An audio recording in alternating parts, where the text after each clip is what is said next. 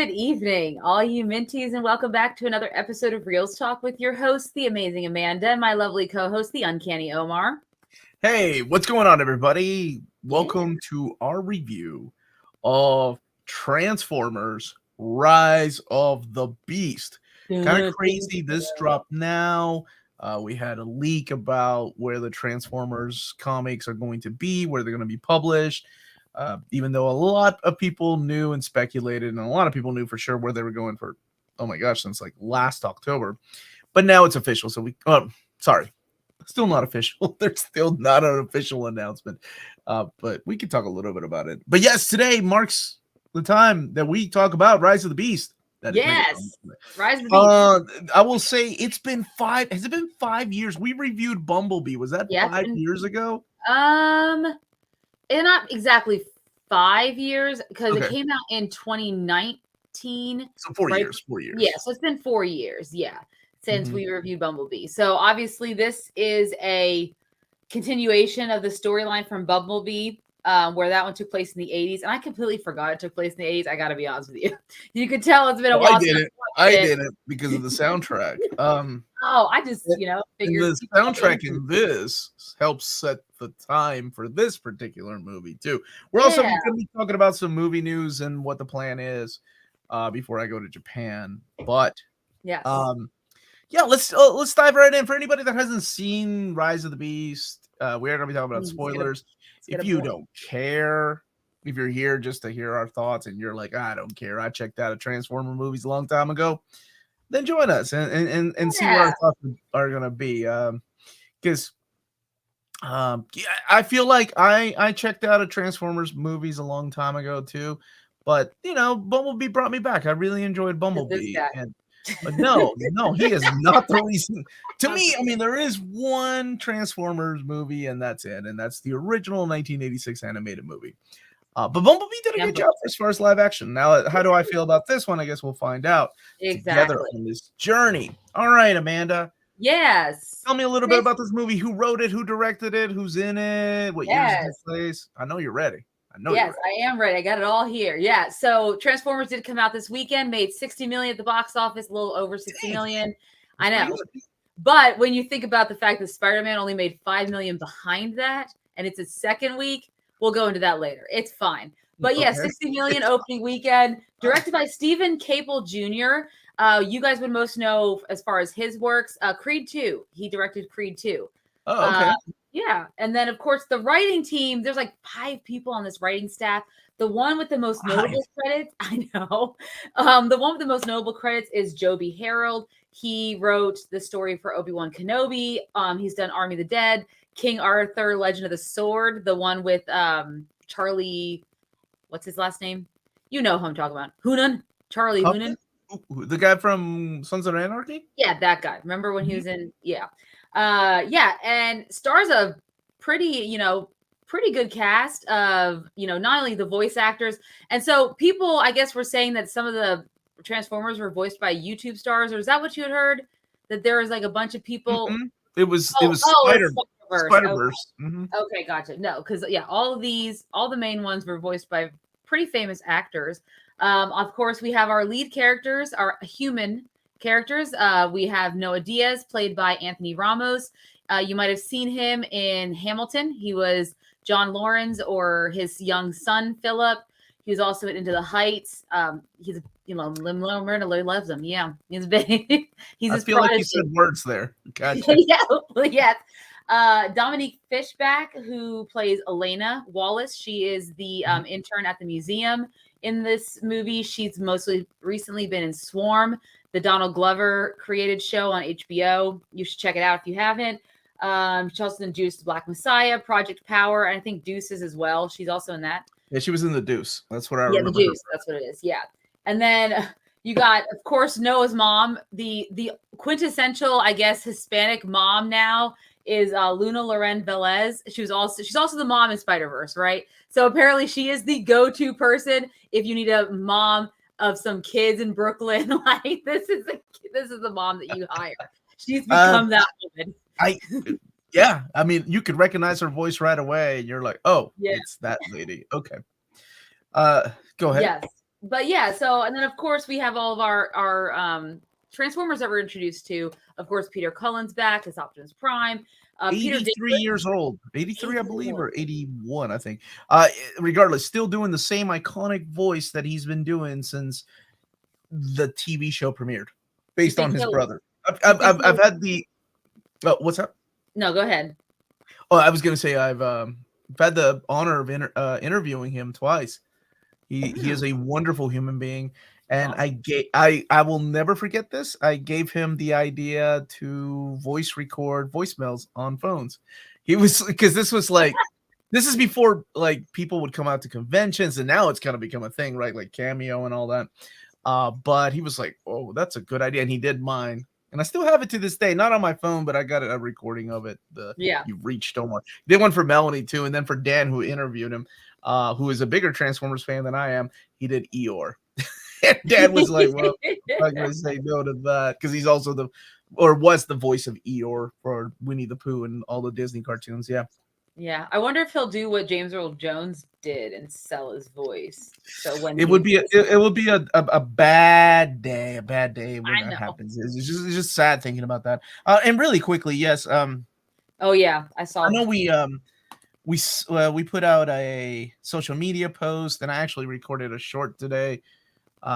When these things happen, I never know when it's the right time to Yeah, say something or when I do. But yes, we lost one of the biggest comic book artists that was still around today. 93 years old, a man.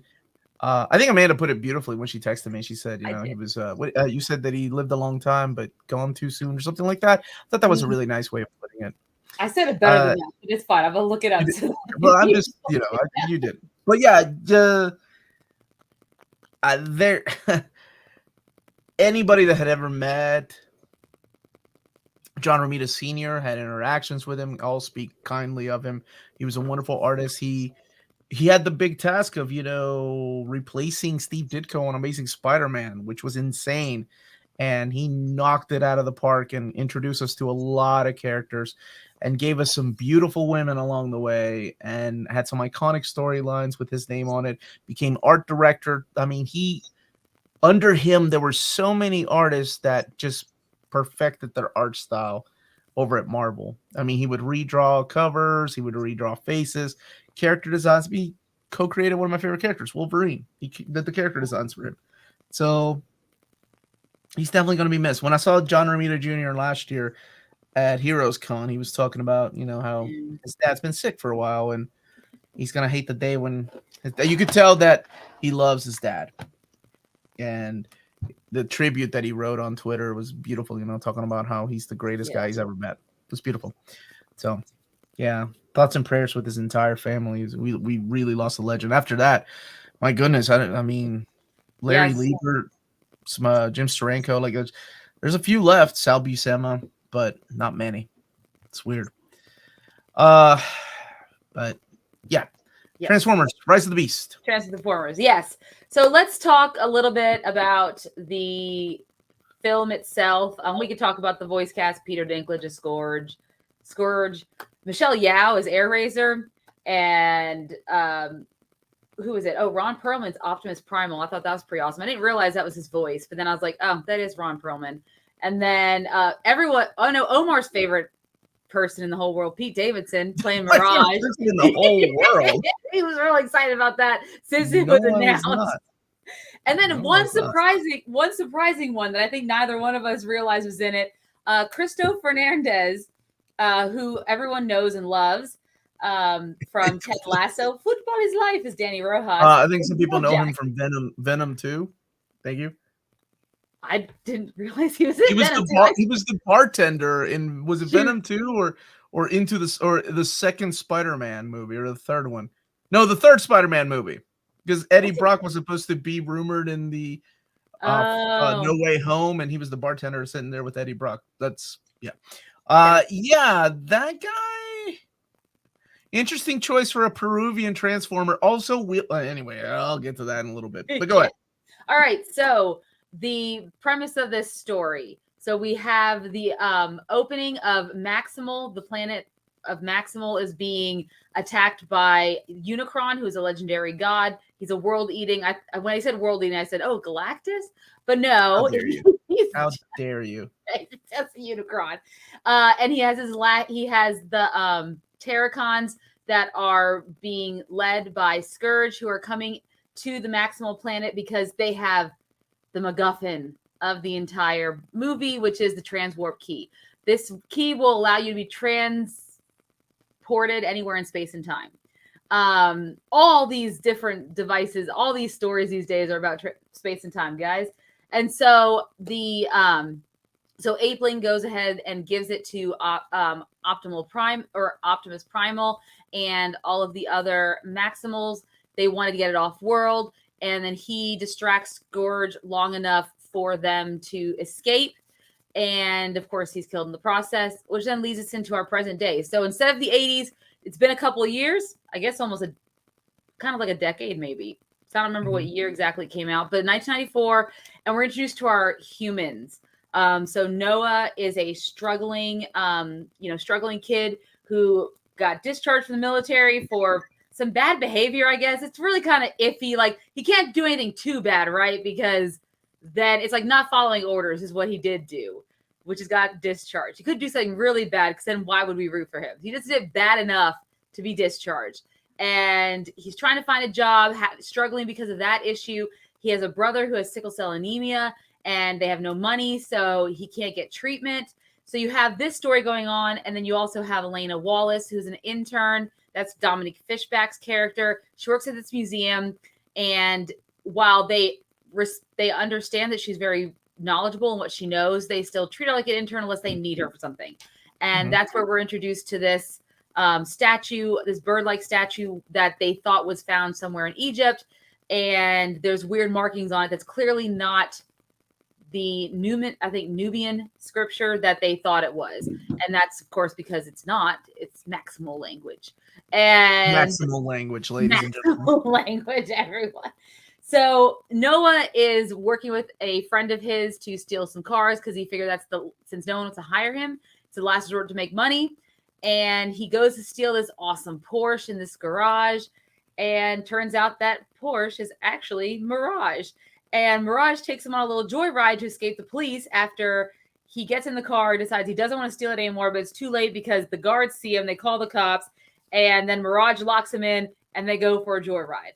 And then we're introduced to Mirage, and he wants to be his pal, wants to fist bump him, coming at him with a lot of 90s references throughout this entire movie. That is, like, I think Mirage's job is to just give us the 90s references.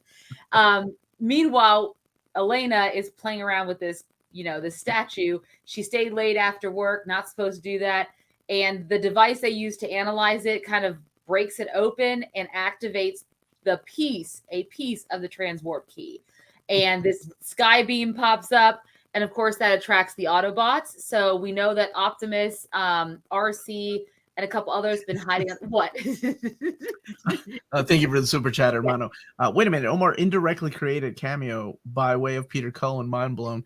I suggest, because, okay, really quickly, if you all care, the story was in the middle of this podcast I had all the way back in 2005 interviewing him.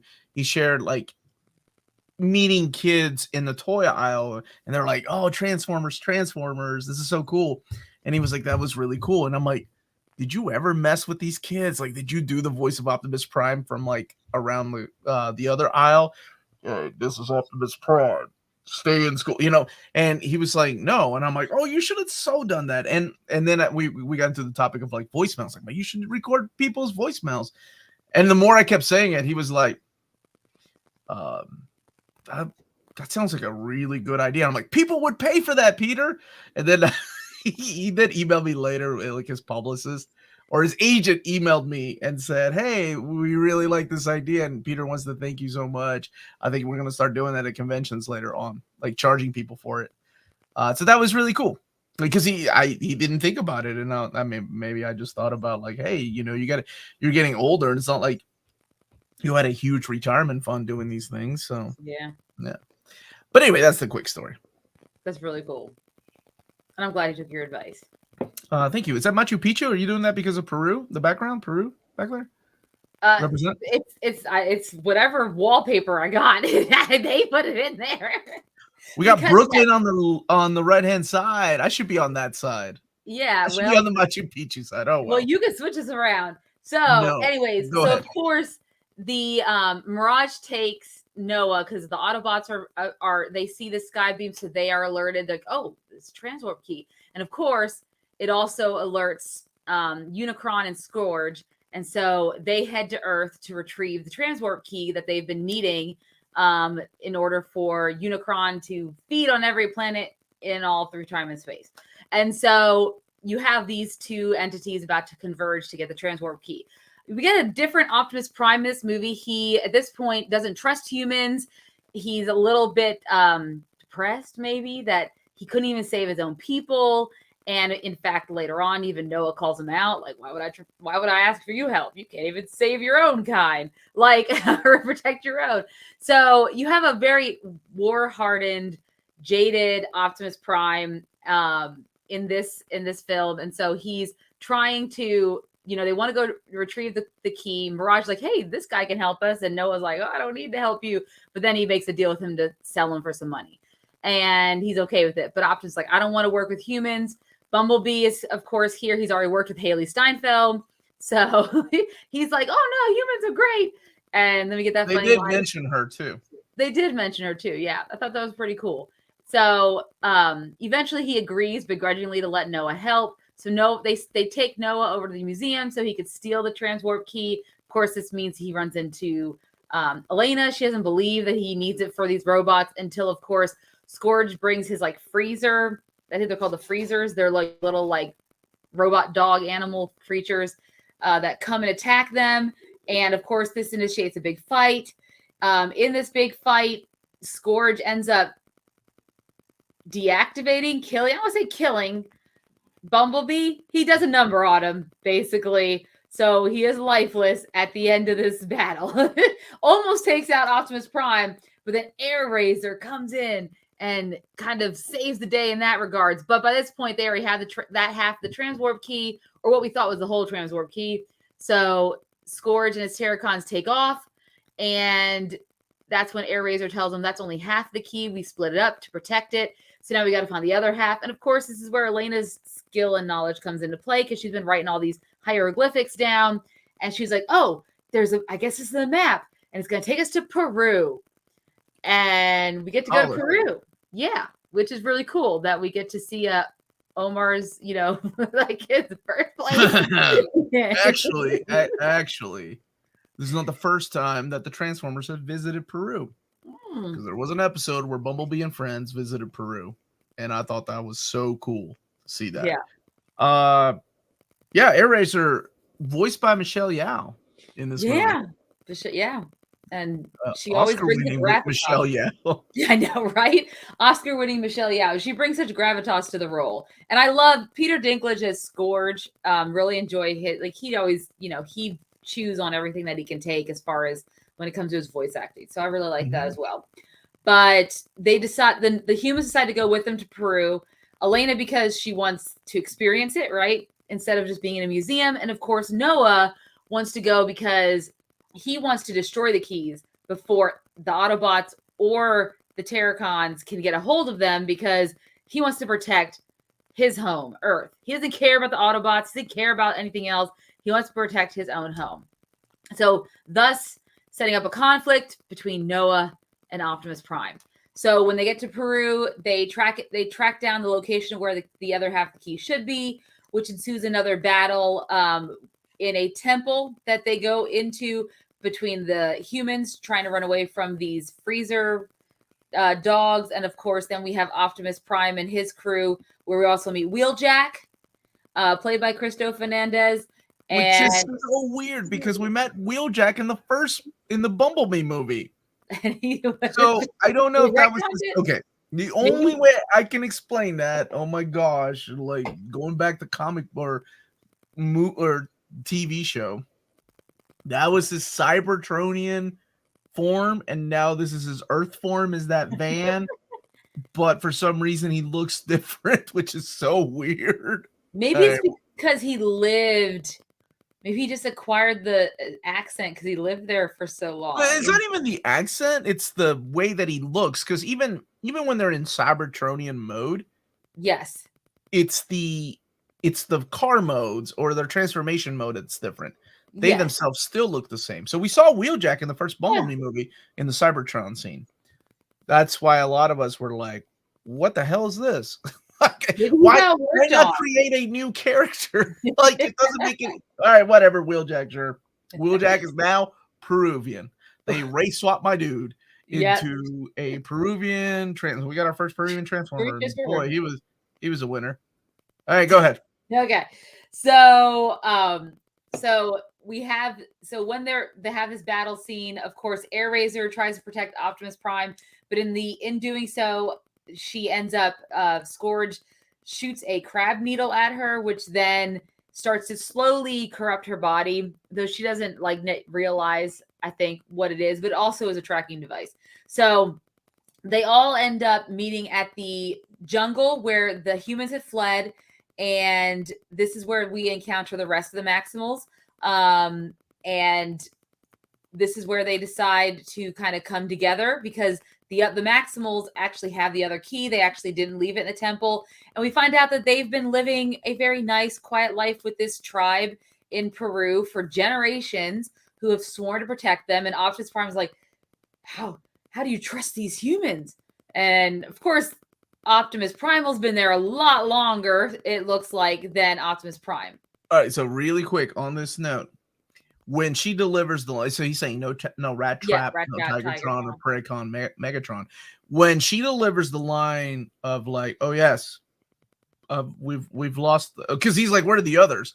And she's like, I don't know, sorry, I think they're dead. Yeah. My thought was like, oh man, they're gonna kill Rat Trap off screen. That was there's a good possibility that's what happened. Yeah. Well, I mean, unless this movie does super well at the box office, it seems to be doing pretty good. Yeah, and they give us a sequel. But anyway, carry on. Yes. So they have the other half, the key. They're trying to make a plan to retrieve Scourge's half, but in the meantime, of course, Airazor is eventually corrupted, and her beacon leads Scourge and the other Terracons to their location in this mountain area in Peru. And you have a battle that ensues where the Scourge makes off with the other half of the transwarp key, and Optimus Primal is forced to end Airazor's life. Even though she's still a little bit of herself, she's like, you have to do this. Even though he's like, there's so few of us left, doesn't matter. And that probably was the death that affected me the most in this film, because I knew that was not the one that was going to come back. Even though they were on a bunch of Energon, apparently in Earth, we have a lot of Energon in Peru. Just all the rocks are just covered with Energon. Well, the conquistadors went there. Oh, okay. To get our Energon. Our Energon, yes, exactly. Mm-hmm. So and they were trying to revive, they wanted to revive Bumblebee because they had taken him with them too, but unless a large power source ignites or, activates the Energon, it's just useless rock, essentially. So now they're without the transwarp key in total, and this is where finally Noah and Optimus Prime, they all have to come to like this agreement in a head. They're like, look, we have to work together if we're going to stop them from doing what they're about to do. So they finally decided to come up with a plan. Apparently, also, there was a access code that was just conveniently hidden, and all this time, that's what Elena has been looking at. And so she's like, oh, I know what this code is. So they're gonna distract the Terracons by going into battle so that the humans can go and get to this massive tower shrine thing that Scourge has created in the middle of Peru in order to use the transwarp key to bring Unicron to Earth. I'm trying to think that's what yeah. They're in the meet, so there's a battle, and of course things don't go as the plan. Mirage gets beaten up pretty badly by Scourge trying to protect Noah, but he has enough life left in him to give himself to Noah. Noah becomes a transformer human hybrid machine thing. And so him and Optimus Prime start to fight together. And then just before you think all hope is lost, Bumblebee shows up because while the transwarp key is being activated, it creates an energy source that just goes all over the, large enough to activate all of the energon in the area on which Bumblebee is sitting or laying. So he is awake. Stratosphere takes him to the battle, and he does some killer stuff while he's on the battle scene.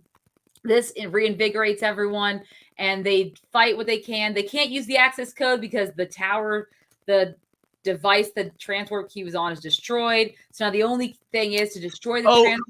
They did play LL Cool J when Bumblebee came back. So that's right. They did. Yes, they did play some LL Cool J. That was really cool. Mm-hmm. But yeah, so eventually it comes down to Optimus Prime's showdown with Scourge, and he ends up killing him. And then he has to destroy the transwarp key, but that creates a massive explosion. Optimus Prime is willing to sacrifice himself, but of course Noah won't let him. Noah ends up helping save his life. They narrowly escape, and then it's saved. So then we have the narration of Optimus Prime saying, learn to trust humans. Unicron's not dead, but he's out there somewhere, but we've defeated him this time around. And we have some newfound friends. All is happy. Elena gets credit for discovering this new temple, and Noah is going in for another job interview. And then it clearly realized that the guy knows way too much about his time in Peru. And while they do say that they're going to pay for his brother's treatments because of what the good things he's done for the world, they also invite him to join a secret organization called G.I. Joe. And that's the movie. That's it. Wow. That was a really good job. Yeah, G.I. Joe. We'll talk about the world building and Easter eggs here in a little bit. So I was excited to see this movie because I enjoyed Bumblebee so much.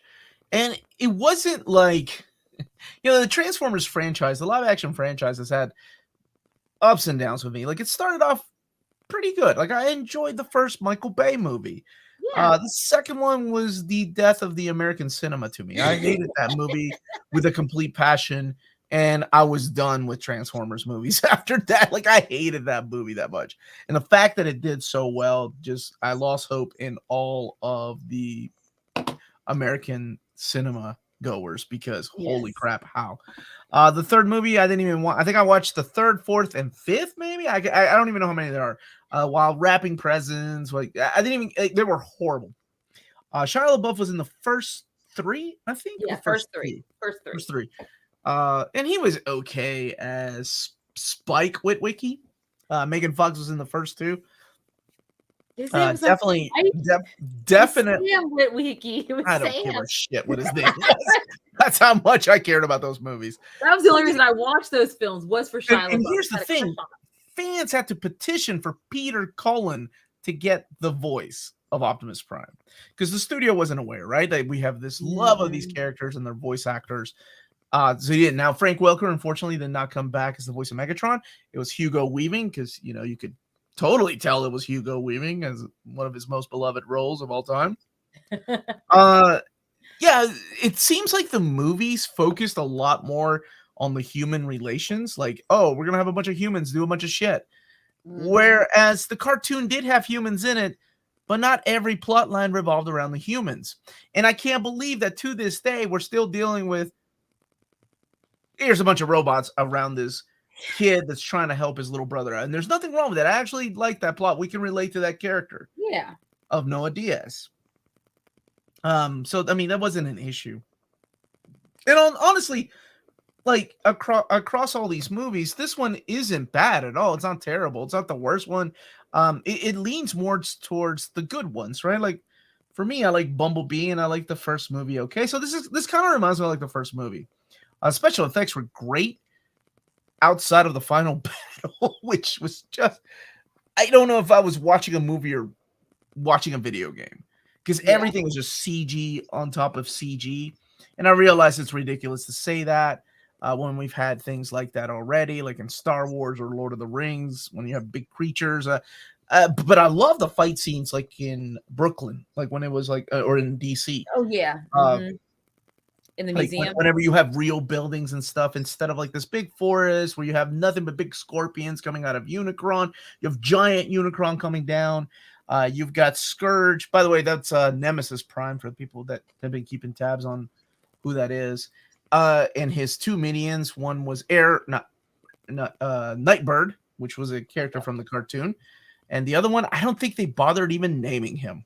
And I think that was the biggest issue with this. Is like, for a movie called Rise of the Beast, we didn't see any Beast rise. As a matter of fact, we didn't even see Air Razor's transformation. She died before she even transformed. I know. So I can't even imagine being the concept artist going, dude, I spent like fucking 3 days drawing up this Air Razor design. You guys are going to be happy. And then they're like, kill her off. And you're like, oh, well, that sucks. That sucks. So, I had issues with it, but then there were things that I did enjoy. I liked the character of Noah Diaz. Like I said, he was enjoyable, like relatable. If you feel bad for him and his brother. I did not particularly like the young lady in this movie. Dominique's character, I cannot remember. Elena. Okay. Yeah, she was. I don't think these type of movies are for her, because she wasn't bad in The Deuce. This is just something completely different, though. Like, I don't think she's really good in drama, because in Swarm, which she plays kind of like she's kind of like the antagonist, the villain, because she's like a super obsessed fan of a singer that's like Beyonce, who has her own hive. Yeah, but she's good in those kind of roles. This is not that kind of a role. That's supposed to be Scourge, leader of the sweeps, not Nemesis Prime. But Scourge turned into a truck. Remember, Nemesis Prime is the truck. I'm sorry, the American version, the American name was Scourge later on. That's why. I can't believe we're going to be talking about this kind of stuff. But yeah, I know, right? That's Transformers talk right there. But that's why he transforms into a truck. So I was hoping to see a big truck battle. Here we go. Nemesis Prime is a different character who was introduced to the Transformers car robots. That's right. But in America, they changed the name of Nemesis Prime to Scourge, like on the box for some reason. I don't know why. But continue, Amanda. I'm right? Continue with what? Is that the beer talk? Is that the beer talk? Yeah, I'm remembering that. Right. Well, Amanda's the wrong person to ask, because she did not collect. Yeah, I did not go up. Yeah, I'll have to double check that. Let me drink some beer first, and I'll double check, because I could have sworn in the American version we had to change the name to Scourge of that truck. All right, so think about it. In an attempt to not derail our conversation, and the rest of this we're going to be talking about toys now. It's just going to be about who's Scourge versus Nemesis, Scourge or Nemesis Prime. Yeah, that's a whole other show we could do. That's a good video idea. Yeah. All right. Yeah, I felt the same way about Dominique's character. Honestly. So I don't know why they haven't figured it out yet, that we don't need humans necessarily. Maybe one human. We don't need a human to have a storyline that is compatible with what's going on in the robot's life for us to relate and understand and, sympathize with the robots, right? Because obviously with the TV shows, that's proof enough. Any of these superhero films we see nowadays, so many robots have feelings, like we can relate to so many of these non-human characters. So it is striking to me that they have to put them in there. And I felt like, unfortunately, and I feel like I can say this because I'm a woman, the only reason they put her in there is because they need diversity. And they couldn't just have a male lead. They need to have a co-female lead too. So let's make it a scientist or a whatever she was. And let her she's the one who knows how to find all this stuff, which she was just around to be that aha moment. That's all she was for. Where Noah actually, I felt, had growth and progression in his character. I mean, to a point. This struggling kid who was down, who was, inside, he's just hurting. And this is what he needed to just kick that right in the butt, I guess. You nailed it on the head when you said, why do we need to have, these humans when we've seen plenty of movies where aliens and robots have emotions and bad things happen, and we can relate to that. I don't know. I don't have an answer for that, because I feel like they always use the same formula, right? Yes. Human introduction, MacGuffin, and robots. Oh, it's the same. Yeah, same formula as Bayformers, we, 100%. we need to get this piece, or freaking Unicron's going to destroy the entire planet, or fill in the blank is going to destroy the entire planet. It is exactly. Oh, shit. Here's the conflict. But if we get this piece, the Earth might be sick. No, what? It's the same thing over. For some reason, whatever, it works. And then sometimes it's just a different MacGuffin. I was like, honestly, you Transformers, how many MacGuffins can you have that can possibly destroy the world? This is insane. But you know, I mean, it's a Transformers movie. I liked Bumblebee, so I went into this. Even though I liked Bumblebee, I went into this with no kind of expectations. Part of it was I enjoyed the soundtrack. You and I talked about the soundtrack. Oh yeah, definitely 90s, early 90s. A lot of it didn't make any sense because some of it was released later. You know what? Just like 80s movie or movies based in the 80s, I don't care. It happens. People just do their research and Google famous 80s tracks. Ooh, that'd be a good track to use here.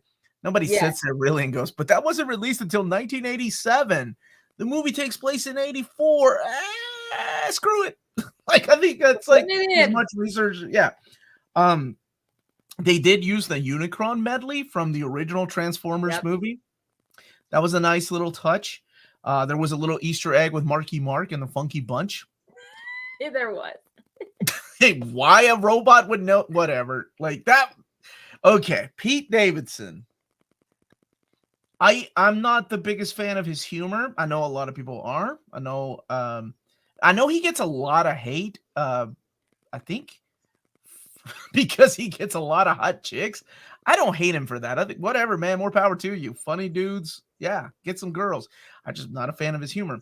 In this, it feels like he was okay. He wasn't terrible. I didn't hate him. He was okay. I was kind of half glad when he was getting shot. I'm like, oh shit, they're killing Pete Davidson. Yes. Holy slides turned off. All right. And then when we got that weird mashup of Pete Davidson and Noah. Not Pete Davidson. I'm sorry, Mirage and Noah. That would have been even I'm weirder. like, does that mean that Pete Davidson is gone? Like we don't have to hear his voice, or he's just the AI? Nope. We get that end credit scene. Yeah, end credits. Yeah. So I don't know. It was okay. It was more enjoyable than I thought it was going to be because, like I said, going in with no expectations, it was pure fun. I didn't expect a masterpiece. I didn't expect to see all the Maximals. I was expecting to see some cameos of Terracons. So that was the Terracons in this weren't Terracons at all, and Unicron. So there's this Unicron. I do remember a Unicron thing being in the last night. So does that retcon? Are we retconning? Is this what we're doing already? I think they are.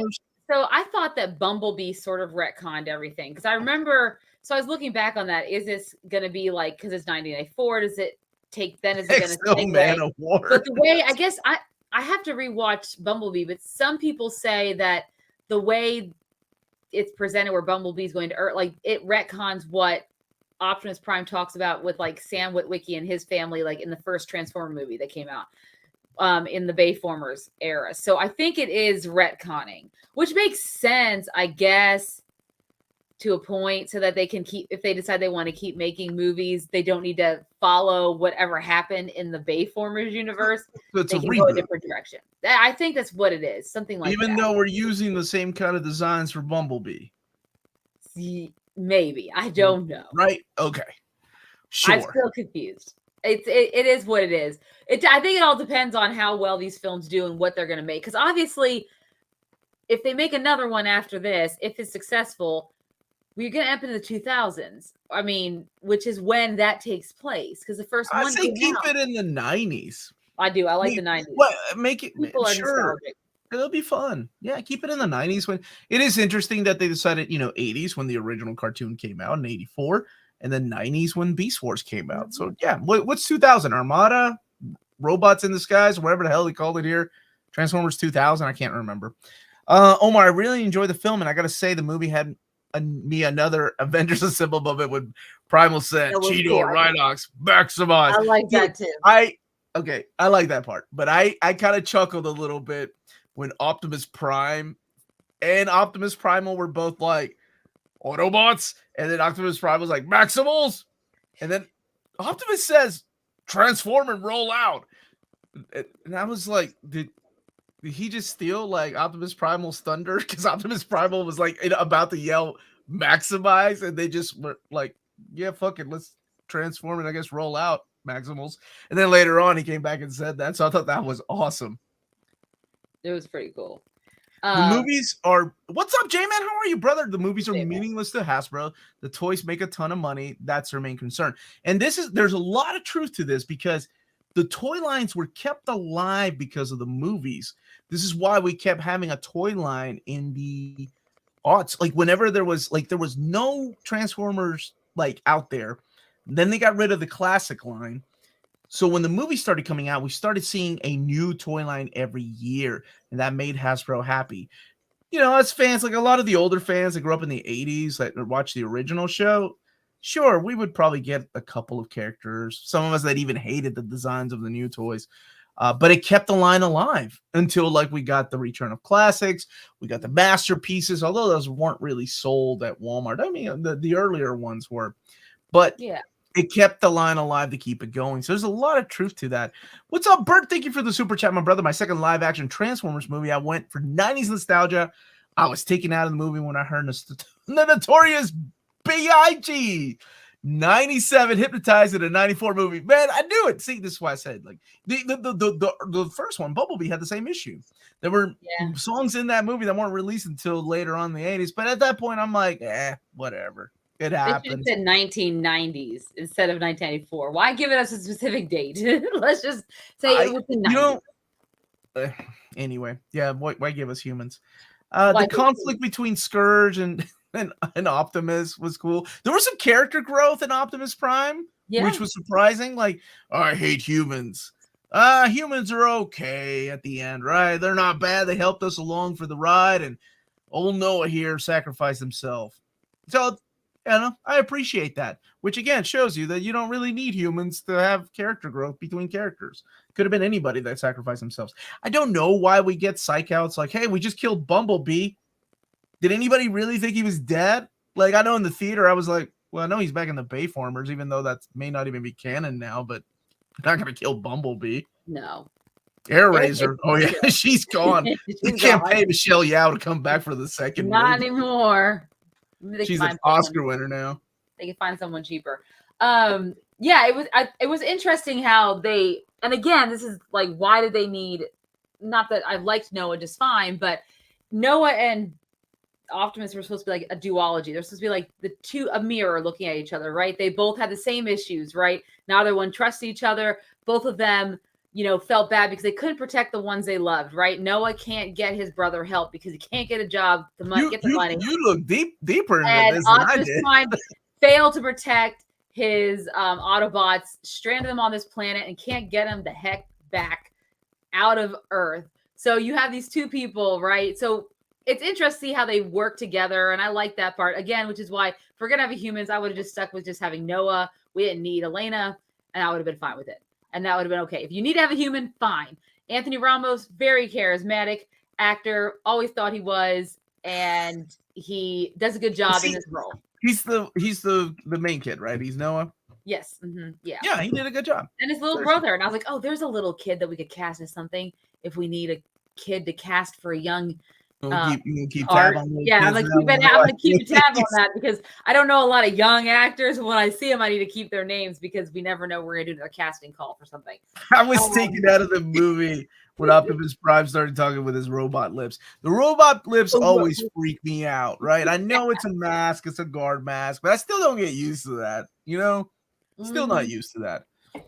It is really weird. Omar, you talk about they can't kill Bumblebee, but look what the Bayformers did. They killed off Jazz, Wheeljack, Ratchet.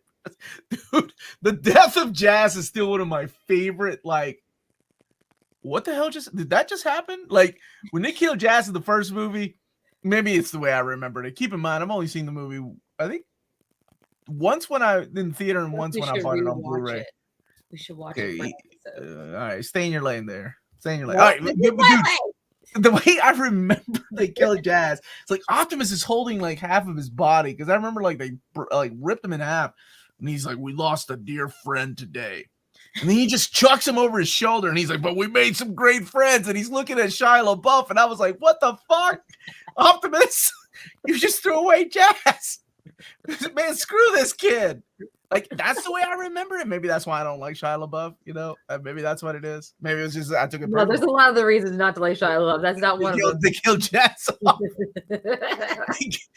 What the hell? Yeah, you're right. They killed off Jazz and Ratchet, but then again, never mind. I'm not. Well, I think the whole idea is, you really think they were going to kill him off when if this is going to be continued on in Bayformers, he's still alive. So right. Which again, I assume at this point we're assuming this is a reboot. I guess the next movie, if there is going to be a next movie, will kind of solidify it if it is a reboot or not. Exactly. Yeah, but. For me, I mean, obviously, I don't have the same love of Transformers from my childhood. Yeah, of course. That's why I love reviewing things like this with you, because you don't come at it from the same angle that I do, and I love. But I do come at it at the angle of a movie, and so correct. As a movie, it's a movie. That is what it is, and so I feel like it fits somewhere squarely in between, like, Bumblebee was very charming. And where, it was very grounded, right? But then you get the Bayformers, which is just, whoa. It's just crazy. You've got robots peeing on people. You've got robots being dirty, sexy perverts.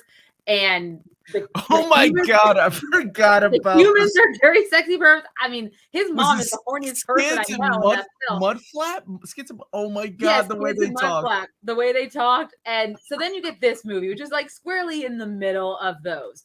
So I think this one. Oh, I'm sorry. Go ahead. This is your opinion. No, you're fine. So for me, I think, I enjoyed aspects of the film. I wasn't terribly like, wow, I was like, it's not a bad movie. It's just a movie. And and there was good aspects of it. I like that we got more time with some of the Transformers, because like in the Bayformers movies, it's really the ones who really take center stage and get the most time is always Bumblebee or Optimus Prime. Everyone else is just kind of there, right? Which is again, the cartoons and everything like that.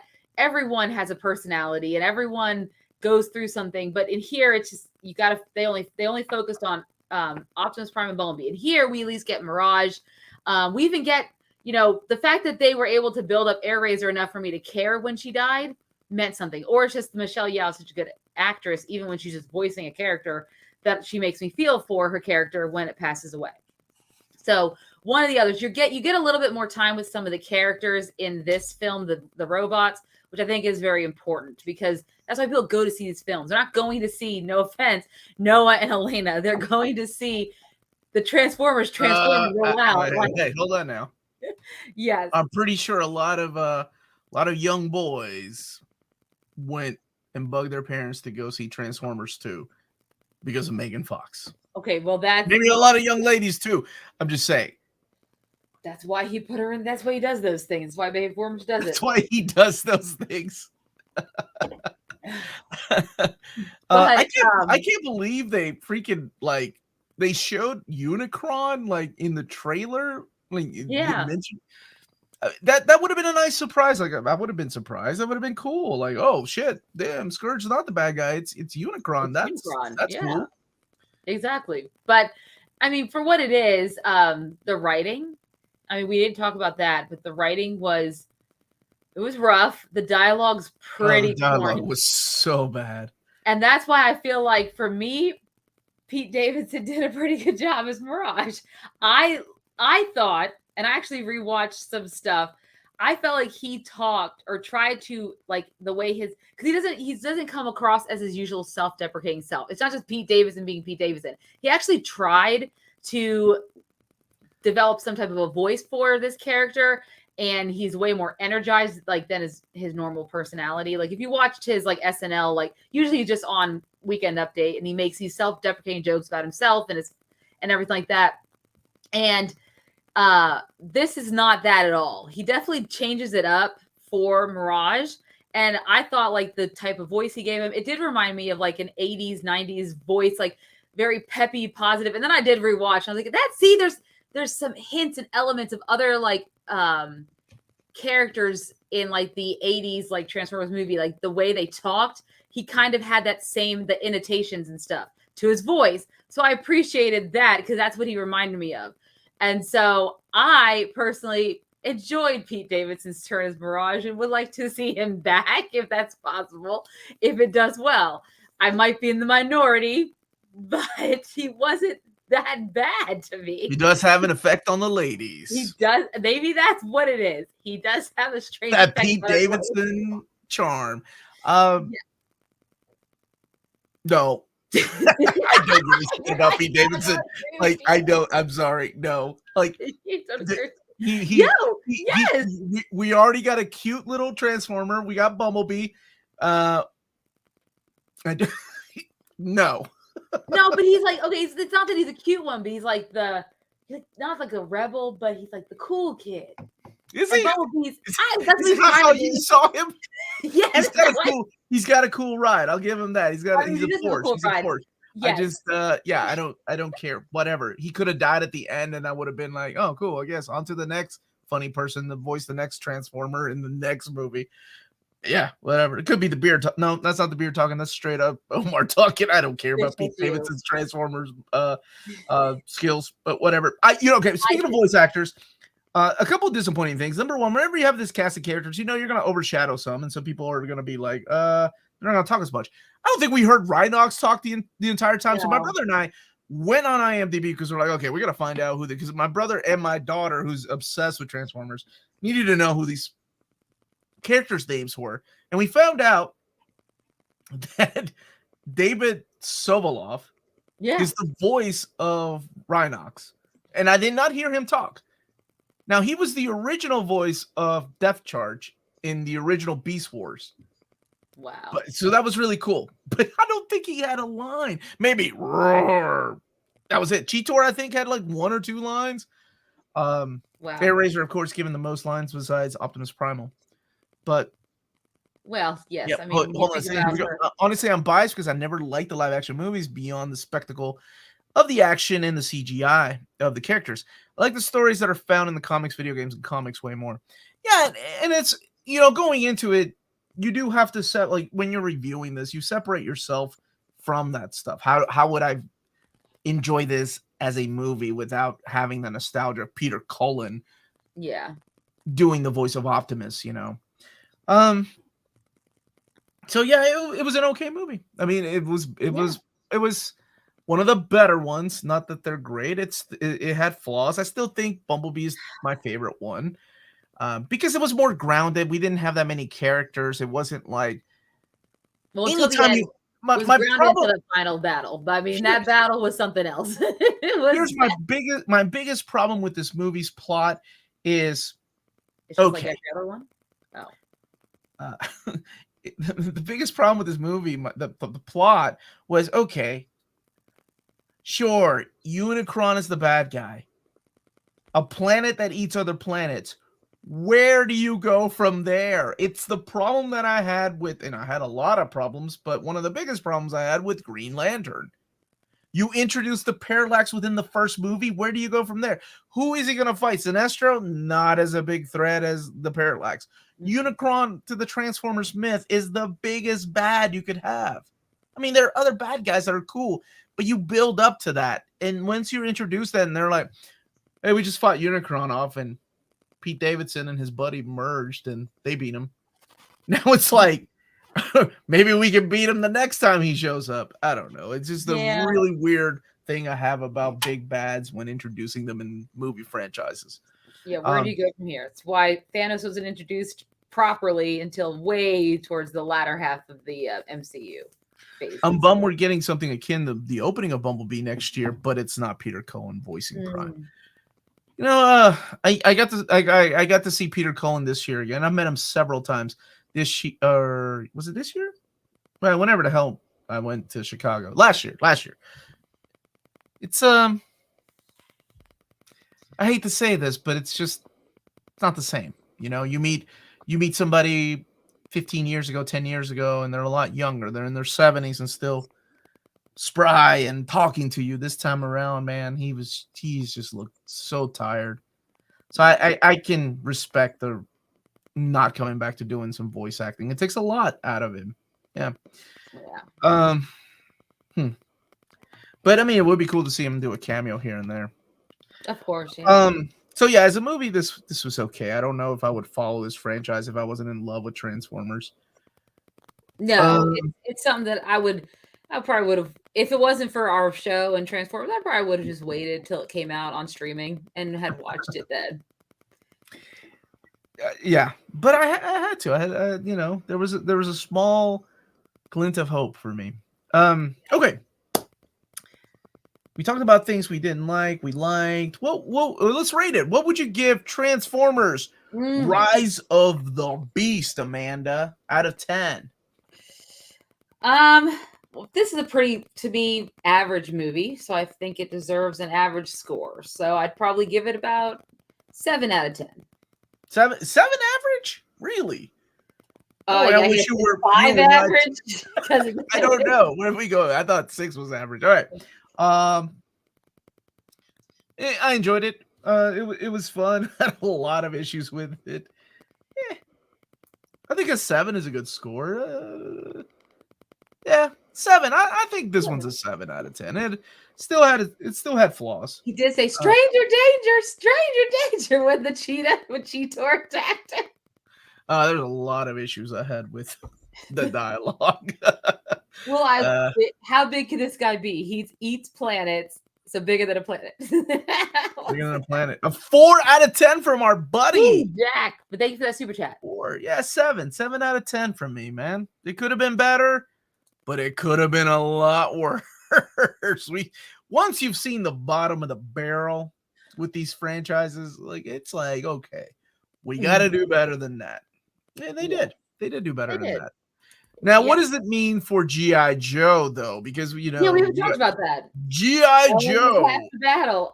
Can we keep this as in just in case we ever need that gift for anything, knowing is half the battle? Half the battle. Yeah, absolutely. Well, for one thing, I was hoping it was Cobra that was going to recruit him. That would have been a cool twist because you still tied into the world of G.I. Joe, and they're like, because you see the whole setup of Avengers. You've been there. And now I guess we've got Thunderbolts setting up that movie. But I would have liked to have seen the villains take a stab at hey, you want to join us? And then at the end, somebody screaming Cobra. That would have been awesome. But sure, G.I. Joe. What if they all had screamed "Yo, Joe" at the end? I don't know. Sure. Interesting time to leak the new publisher for Transformers and G.I. Joe, which is Skybound under the Image logo. Robert Kirkman's publishing company, which has been rumored for a long time to be the new home of Transformers and G.I. Joe. So the first book came out today, unbeknownst to everybody, except for retailers. Retailers and some people that were privy to this information were told to hush up and not say anything. So, yeah, it was interesting. And now we got this movie that could be setting up a future Transformers and G.I. Joe mask. I don't even know what the hell that property is anymore. Yeah. What's up, Bill and Josh? So fun fact for the G.I. Joe thing. It was actually the director is the one who came up with that ending. So it wasn't the studio. The director actually pitched it to the studio to have him join. Because of that, I guess there was a G.I. Joe Transformers miniseries, 4 issues that had come out. What is it? It was a book series, a 4-issue comic book series, 1987, G.I. Joe and the Transformers. So he pitched the crossover to Paramount, and they're like, let's take this idea and let's give it a go. So it was the director's decision, interestingly enough, to do that. There have been a couple of those too, a couple of the G.I. Joe Transformers crossovers within Marvel Comics and within IDW, Devil's Due, and Image during that era. So they've always done those Transformers G.I. Joe things, no matter who ends up getting the rights. Well, as long as they have both of them. Yeah, the secret is weird that they didn't want to let anybody know, and I assume it just it got leaked out. So what the hell? I think it was rougher on retailers because retailers hate that crap because they never know how many copies of something they'll order. Tevia gave it a 7 out of 10. Oh, yeah, I needed to go back. We gave it a 7 out of 10. We gave it a 7 out of 10. 7.1. Let's go through these scores here. 6.5, 3.5 out of 5, which is a 7 out of 10. 7 for me as well. 7, 8 out of 10. 7 out of 10. Jack, of course, with a 4. 7 out of 10. 3.5, 7.1. You got to score it like it's ice skating. Do you really? Thanks, man, with that. You really have to do that? Do we? I don't think you have to do that. And I hate when she said 1987 immediately. Kyle, I was reading it off of a Hollywood Reporter. I'm sorry that Hollywood Reporter wrote 1987. I'm just reading it off of the article. I was trying to figure out if they actually are going to do anything with G.I. Joe or if it was just like a fun thing. Were they talking about the crossover? I don't know. It just says they mention it twice in here. 1987. I thought about this comic book series and they keep putting it in there. So I'm just reading it off of there. I apologize. I'm forgetting the wrong date. I've never read them. So I'm just going by Hollywood Reporter.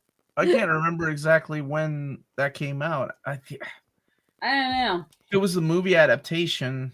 Yeah, I can't remember. Omar, what I don't like, they take looks and personalities of characters, then give them the wrong name. For example, Mirage in the movie was a Porsche. Obviously, that's Jazz, right? Dude, I told my daughter, who's also a fan of the original cartoon, I was like, oh my God, it's Raul and Trax. And no, it's Mirage and Noah Diaz.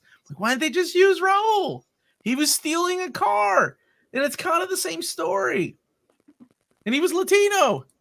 It all worked out. They still use the same actor. It would have been. No, you're fine. I just hate myself that I knew it immediately. It's okay. Question: will this crossover succeed and help G.I. Joe? At this point, I don't know, man. Studios are really interested in doing this whole world building where they want to expand and want to recapture that magic of Avengers. Yeah. And time again, they have failed with the Dark Universe. The Dark, is that what it was going to call? I think Tom Cruise ruined that just by creating that Mummy movie. That just ruined the whole thing. As soon as that came out, they said they should have just made Brandon Fraser's Mummy movie part of that universe. And then we had the Scooby-Doo universe, which I didn't even hear of until Amanda texted me one day. But the Scooby-Doo universe, and I'm like, so now the ongoing joke between us is like, oh shit, they're building a Scooby-Doo universe with this franchise too. I don't know. Yeah, what is it? I mean, there's tons of universes. They're gonna build a Super Mario Brothers universe, right? Because you know that. We already got Detective Pikachu. We got shit. They can do a Smash Brothers movie. Sonic the Hedgehog. Oh yeah, we're about to have a Super Smash Brothers movie. I know that Warner Brothers just tried to throw all their IP in Space Jam because they thought that was the best decision. Dude, to this day, I've never seen the original. I know it's crazy. I grew up. I know. And I don't know why I never did, and I haven't seen the sequel. You're not missing much of the sequel. Unless Amanda makes me watch these movies. I got an idea now. Don't do that. What if they bring Rom into the next movie? Boy, that will be an IP for nightmare. All right, guys. Yojo rolling out could not get Void Rivals. That's where they showed up, by the way. And they just came out this week.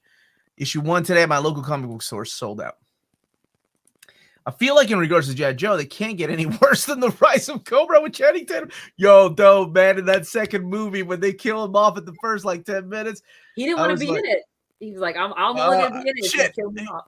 I share those feelings too, Channing Tatum. I don't want you in that movie either. I was like, oh, this could be good. You know, and I still haven't seen Snake Eyes, so I don't know if that's any good or not. I know the second one was done by the first. Speaking of the Mummy, was the first one done by the Summers? The Summers brothers, the guys that did the Mummy. I don't know who did. You mean the first? You mean the first G.I. Joe? I think so. I don't know. I don't remember the directors.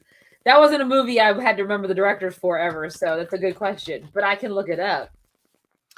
We are getting this is how I discovered the Wu and Busta. This movie, the Transformers Rise of the Beast, is how you discovered. Josh, you're old enough to know that. One of the Summers, Steven Summers. Steven Summers director. Okay. Confusion over on the crossover dates is the cover date was January of 1987, which means it was published in 1986. Oh, that's why the Hollywood Reporter. Well, I'm gonna have to write Hollywood Reporter to write a retraction on that date. There. Screw them. They fired my friend, so they can go to hell. Don't bother watching the Snake Eyes movie. Really? Oh, because I like Henry Golding, and I was thinking balls. Are you guys serious? Loki, I thought you pieced out. What happened? Yeah, I like Henry Golding. Oh, it looks so solid. Or the trailer looks solid. I just for some reason never saw it. Yeah, well, it's just not.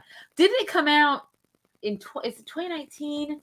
It came out where like I thought it came out at a weird time. No, 2021. Wasn't that weird? Like post-COVID, like we're still kind of in COVID. I think that's why we never saw it because it was for the love of I discover Wu-Tang and Busta Rhymes from white people always discovering stuff.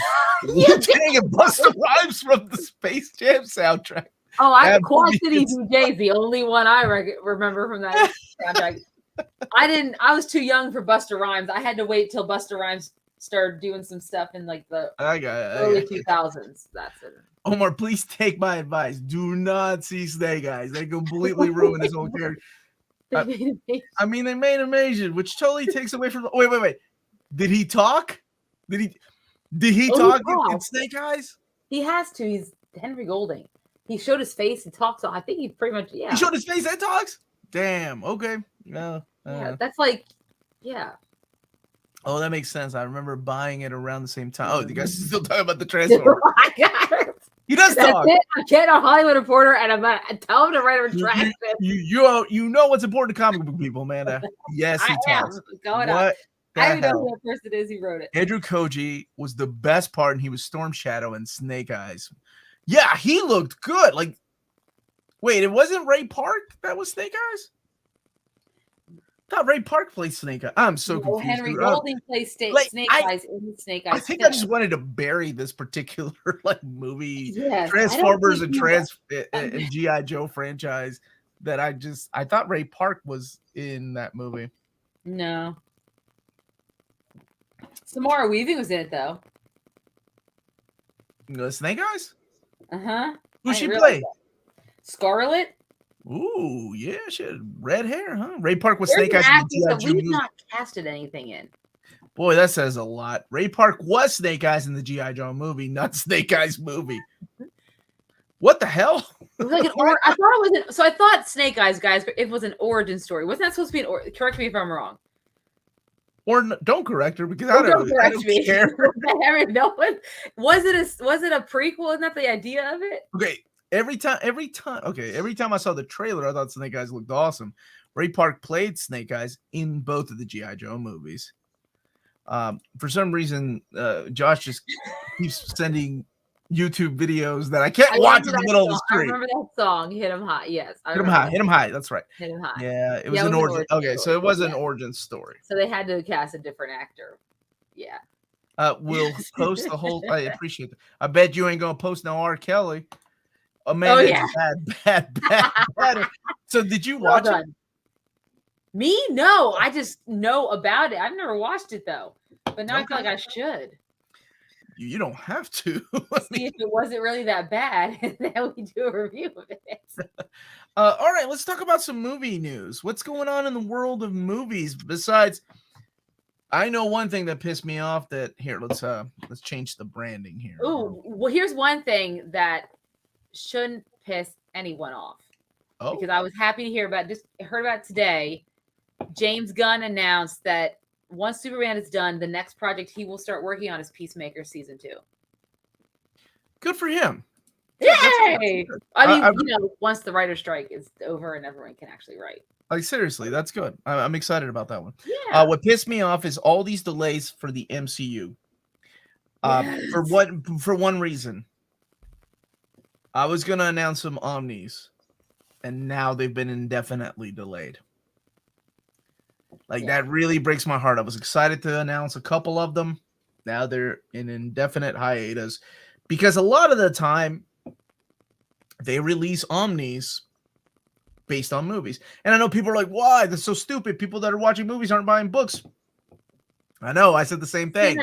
corporate synergy. But for some reason, sales when a movie and an omnibus are out at the same time, up. And I was so happy. I was like, oh, finally we're getting these particular characters. They're getting some love. Indefinite hiatus. So yeah, that's. And let's not misplace our anger, folks. No, we're not. We're pointing fingers at Amanda. No. What? I'm just saying. Let's make sure we direct the anger. Should be at Disney. It should be at Warner Brothers. It should be at all the studios who are refusing to work with the writers and pay them what they're due. In fact, the SAG is also voting on if they're going to strike. So if our actors strike, we won't have these movies. So the studios need to get it together and work with them and actually listen to their concerns. So let's not misplace our anger and say, because that's what they want us to say. They want us to be like, these writers just asking too much. Just get back to writing our content and shut up. No, let's stick to our guns. If you were a writer and it was your job, you'd want people to support you too. So let's not misplace our anger. This is longer. They are standing their ground. This has been longer. I'll be over 40 when Secret Wars comes out.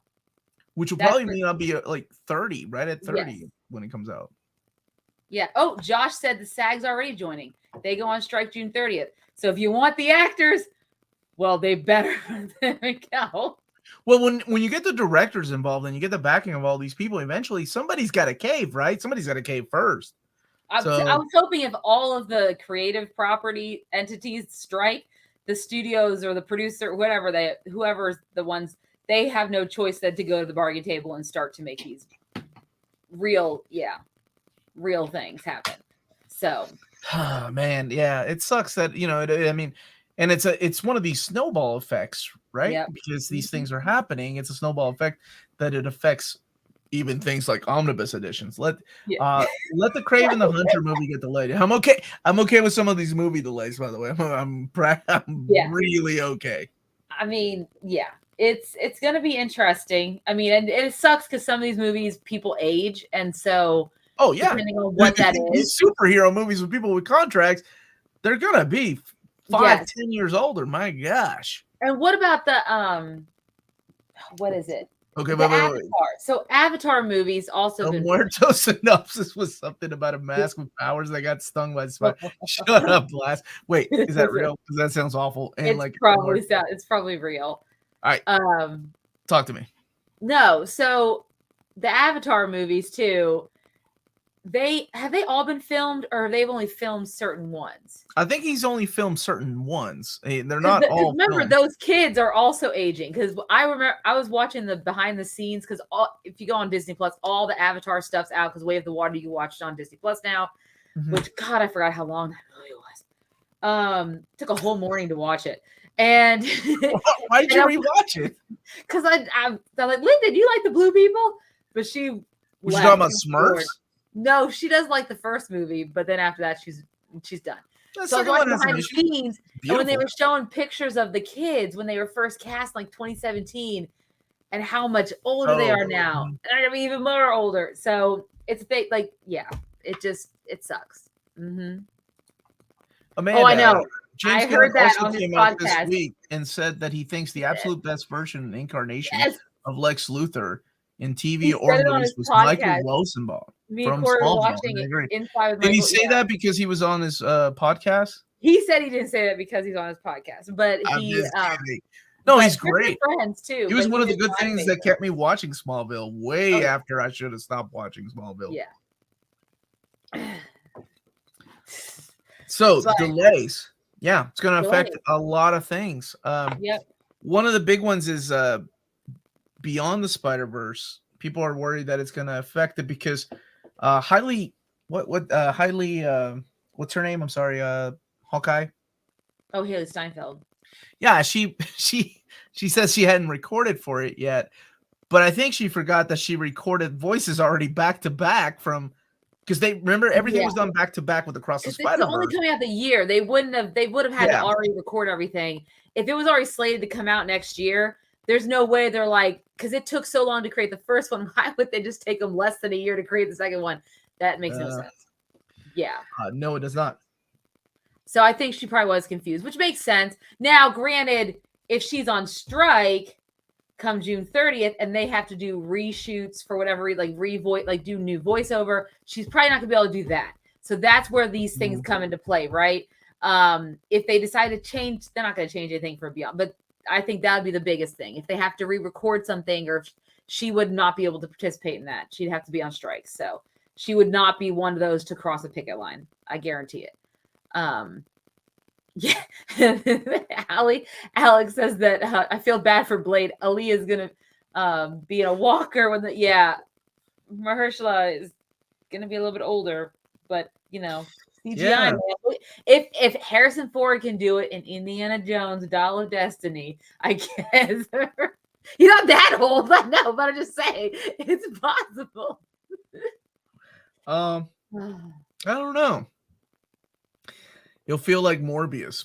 No, I'm just kidding. That was peak cinema. No, it was not. Stop.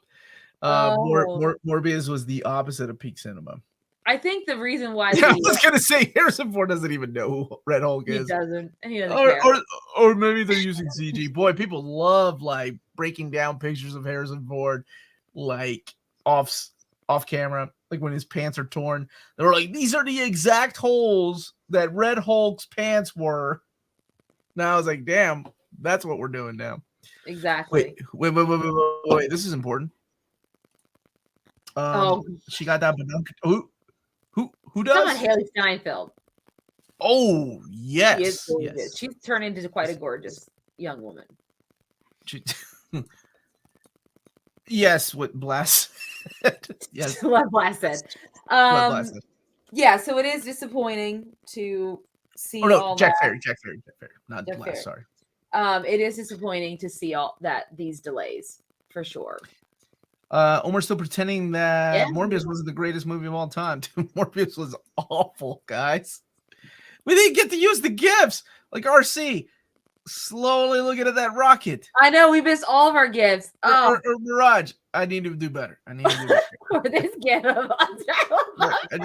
What the hell? Why is that even on here? He wasn't even. I don't know. And you put 2 of Shia LaBeouf in here. And Bumblebee peeing on. Oh, man, we can just remember how much we love those Bayformer films. And there's Elaine.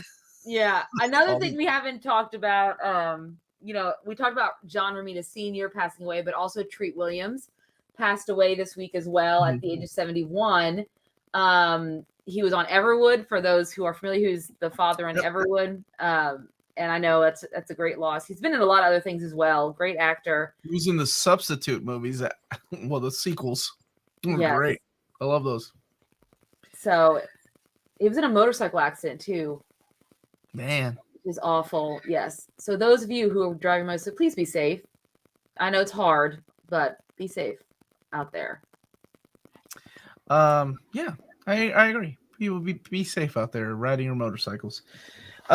Okay, what else was there? I feel like there was something else we wanted to talk about tonight. I mean, you brought up that you sent me that hot topic regarding a certain Marvel villain actor. Hot topic regarding a certain villain actor.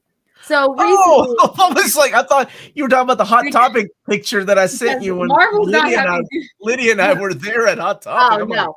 What the hell? Did you buy me that baby onesie? Did you buy that baby onesie that you saw? No, I did not. I told Melanie, I'm like, we need to have another baby because I want that baby onesie because that's gore. Oh, it's so cute. Rest in peace, John Romita, greatest Spider-Man artist ever.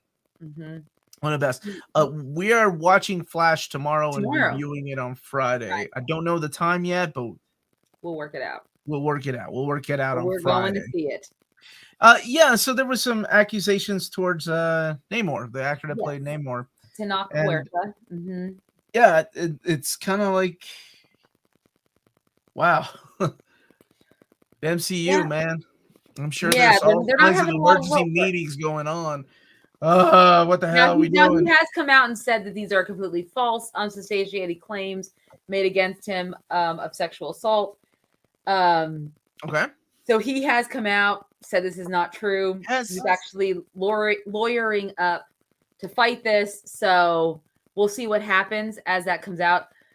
I mean, the only blessing the writer strike has is that with this, and of course, Jonathan Majors issues that have, recently happened, they don't have to make any rash decisions right away, right? Because everything's been delayed. They don't have to decide anything right now. They can let things simmer, see how things play out in the public, see how these things play out, decisions that end up getting made, and then So that'll give them time. he himself made a statement? Yes, on his Instagram, and other social medias. He released a statement. Did Jonathan Majors make a statement, or was it his lawyer that made a statement? His lawyer. So Jonathan Majors has not come out and said anything. Everybody's been quiet. Yeah, he's just been hanging out with his new girlfriend Megan Good, which good on him because she is. Okay. Interesting. Exactly. Yeah, I don't know. It's a goddamn like. Yeah, if these things are happening, then these are shitty people that don't deserve the spotlight, and yeah, it's we do live in different times. I always bring up several actors from the past that were horrible people, but you didn't find out about it until years later. Yeah, exactly. Until some of them were dead, you didn't find out they were horrible people. And it's one of these things. Does it affect the enjoyment of movies? I know it does for some people, and it doesn't others. It just seems really weird that both are newer actors to the Marvel franchise. Yeah, and they're both villains, coincidentally, which is very interesting. So we'll see what happens. And I don't think after everything happened with James Gunn, when they made the rash decision to fire him, only then to have to put their tail between their legs and hire him back for Guardians 3. I think Disney won't make any rash decisions, and I think they even learned that with what Warner Brothers did with like Johnny Depp, firing him from Fantastic Beasts, and then everything that happened after that. So I think now people aren't right away doing anything rash. They're going to take their time, see how it plays out, and then I think they're going to go from there. So, and we have all the time in the world because nothing's going to get filmed anytime soon, guys. So let's just put it that way. It's an interesting time for sure for a lot of people. I will be interested to see how it plays out. Omar, how do you think Daniel Warren Johnson will do writing and drawing the new Transformers comic in the fall? I'm excited. It's a project he's been working on for a while now. It's just been hush-hush. Love his art, love his writing, and he's a big fan. Now, of course, we've seen that go both ways. Big fans of the character destroy the character, or big fans of the character, oh man, this is so good. So I guess time will tell. Excited to check it out. I'll be honest, I wasn't the biggest fan of Skybound Studios.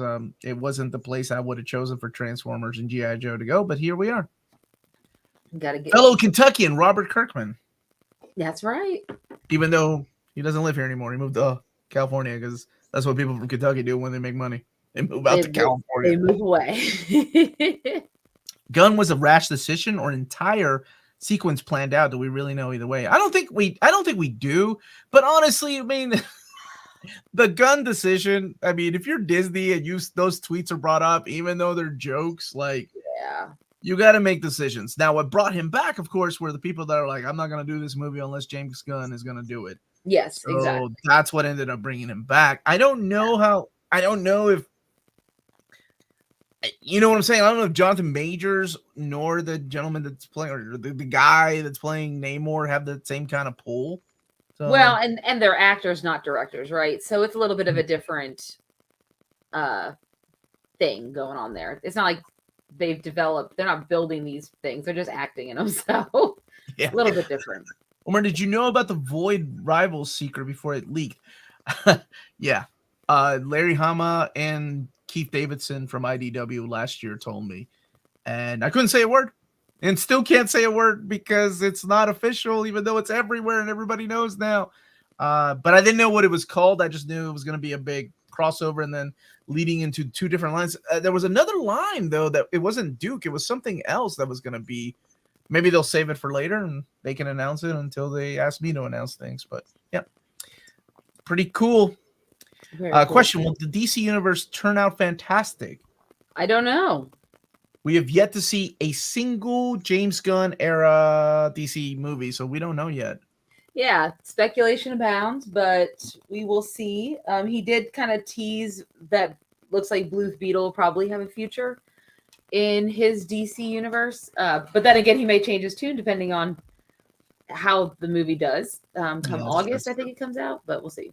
Omar. That's when anybody gets money. Move to California. I thought they all moved to What? Florida, brother, or out of the What? country. Or like, Uh, yeah, Nashville's getting a lot of people out in I the, don't the know if I mountains. moved to Nashville. No, I'm serious. A lot of famous people live in Nashville now. Not even like just not beyond country stars. Like a Well, lot of actors. Nashville's a place for music. It's not just country. Omar, how many secrets do you keep from me? Oh, good question. Do not ask your mom. Don't ask your mom, Josh. Blink twice if it's a ramen Alf crossover. What do you know? It's also different because James Gunn was just making jokes, regardless of how tasteless the others allegedly It did is actual different. bad and harmful. Right. It is. They But actually if did you're a that. company that deals in cartoons and kids, and the jokes are about kids and things you do to kids, holy shit! Like, what do you do? So And that was the it height of makes our sense. cancel culture too, I think. Like that was really the height. Like that was when it Well, was that was like, after Roseanne and all that stuff yeah, it was started at the height happening, of right? like it was immediate, right? But then since Johnny Depp, it's kind of been a now we're going the other way. Yeah, pendulum, man, always swings. How many omnibuses are there for Miles Morales? 3. 2 are out so far. Sweet. Keep breathing. The alpha bus is imminent. I just went and got pizza. What I missed? Just talking about the You missed a future of rating. What did movies. you give? Matt? What did you give Transformers, buddy? Did you Yeah. like it? Did you like it? Did you not like it? Yeah, what other news is coming on? Not a lot of other things, obviously, because nothing's coming out. It's hard to say, but Miles Morales apparently is getting a short film, a horror-centric short film, What? called The Spider Within. Yeah. So apparently they're going to be, yeah.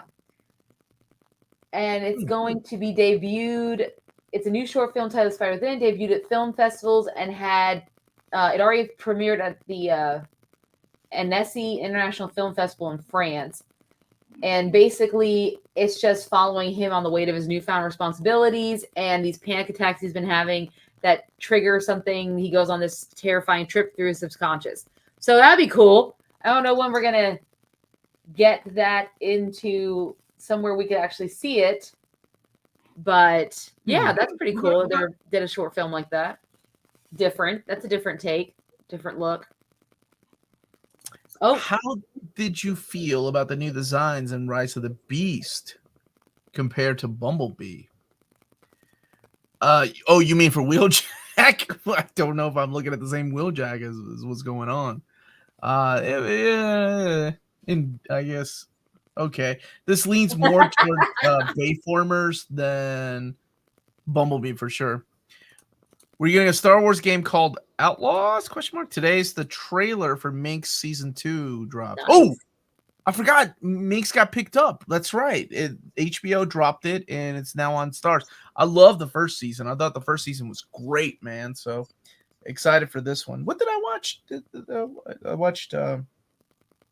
Sorry. Nope. I ain't seen crap in a week and a half. I've just been editing and reading videos and reading. I watched that Arnold doc, and I don't know if you guys like Arnold Schwarzenegger. Check out the Arnold documentary on Netflix. It's 3 parts, and it's actually, I mean, it's really good. He's such a captivating individual, and it gets you. Like the ending, this man who's, by the end of it, grappling with his legacy and the time he has left. You think he's in his 70s now, and man, I mean, there's a lot to it. You should really watch it and check it out. And then we've been watching Fubar, which is his new comedy series on Netflix, which is okay, but it's just a fun watch to turn your mind off. But they have a lot of Arnold Schwarzenegger movies on right now. We watched Twins, Kindergarten Cop. My daughter loved Kindergarten Cop. So not a tumor. She loved it so much. That's the one where the kids like boys have penises and girls have vaginas. Yes. I used to quote that all the time in high school. Yeah. Yeah, he's had some good ones, and he's got good comedic timing. He's a funny guy. There's a Sandland video game based on Akira Toriyama's one and done manga. I love Sandland. That's awesome. Let's see here. Why is Arcane season 2 taking so long, Amanda? Question. I don't know. It could be just production. So I mean, I know it's happening, but I don't know if it's coming out or what they're going to do with it. I mean, they could just be taking their time for the animation, the production. So. Oh, yeah. Great comic TV news as well. Superman and Lois has officially been renewed. Oh, that's awesome. 4th season. Thank goodness for that. So they ended up replacing one of the sons, right? Because the actor decided to leave. That's good. Yeah. And it's a shortened season, if I remember correctly. So it's not like a full order that they usually have. Okay. When are we reviewing the 1996 classic Spaceship? That's a great question. Never heard of that one. Man, have you watched Based on a True Story season 1 on Peacock without going in spoilers? This deals with serial killer and true crime podcast. It reminded me of the Santa Clara Diet. That one with Santa Clara Diet. Well, yeah, I have not watched it. I haven't been on Peacock in a while. I probably should. I did watch. We're going through Picard right now. No, Poker Face. Poker Face. That was it, not Blackjack. Yeah, you watched that movie with the TV show with. It was okay. It started off great, and then it kind of ups and downs. As most things, yeah. Warrior season 3 on Max in late June.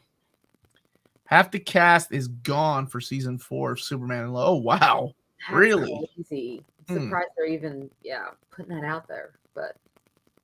All right. Anything else before we wrap up tonight, Amanda? Sounds good. What? Yes. I was asking a question. Oh yeah, we're gonna wrap up. So yeah, tomorrow we're gonna watch. Man, Owen. All right, I've been replaced. Have you seen? Okay, so have you seen any of the TV spots or the spots? I've seen. I shared it on the family chat. Yeah. Yeah. And then a new one came out of no idea it was a thing. Yeah, it looks. I'm excited for that. I'm not gonna lie. Why are you excited? You played on the PlayStation? Yeah, I think I never played it, but I think I watched Corey play it. But I just think that it looks fun. It just looks fun. Looks fun. Okay. I'm waiting for a Fallout TV show or movie to come out because I like that video game. Fallout's pretty good. Yeah, Fallout's pretty good. Cool. Yeah. But yes, so we are gonna watch Flash tomorrow so that we can review it on Friday. So then Omar goes off to Japan for 2 weeks, right? You're gone for 2 weeks? Couple weeks. Mm-hmm. Yeah. So in that time, I want to try to still do the show. So I'm going to be trying to enlist some special guests so that you guys don't have to hear me talk by myself for an hour because I know that would get on my nerves if I had to hear myself talk for like an hour or so. I'm going to enlist some special guests to come and join me on the show.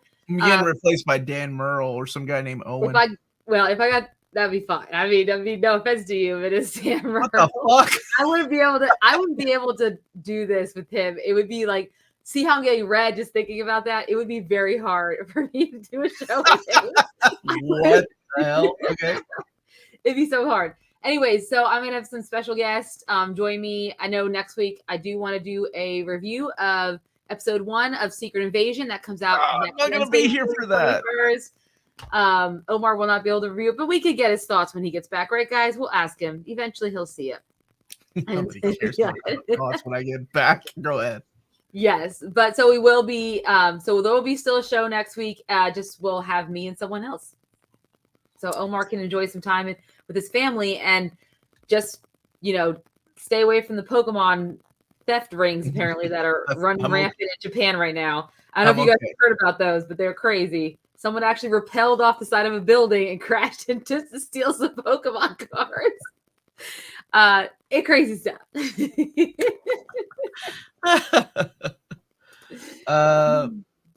Amanda's gonna make TikTok like videos. That's all. What else can I do if I talk to myself? That's what I would do. I'm excited to see the Flash. See what happens. Yeah, hey, Mark. See what happens. Yeah. What happens? Views would quadruple if Jess was here instead of really. Hey. The guy that can't remember what he read or watched. Oh my gosh. All right. That's it, everybody. Thank you so much for watching. Don't forget to smash that like button on the way out. Check us out on all our social media. I'm sorry, this is Amanda's part. I don't know why I'm going on. Go ahead, man. So thank you guys so much for watching. Don't forget to hit that like and subscribe button. And remember to follow us on all of our social media channels at @NearMintCon. Remember, check us out on Spreadshop for some great Near Mint Condition merchandise. And also check us out on Patreon for $1 a month or more. You get some really cool perks for being a Patreon of our channel and also support us in all that we do here. And last but not least, if it is classy and cool, it must be Near Mint. Good journey. We'll see y'all later. Till all are one. Yeah, baby. Till R1.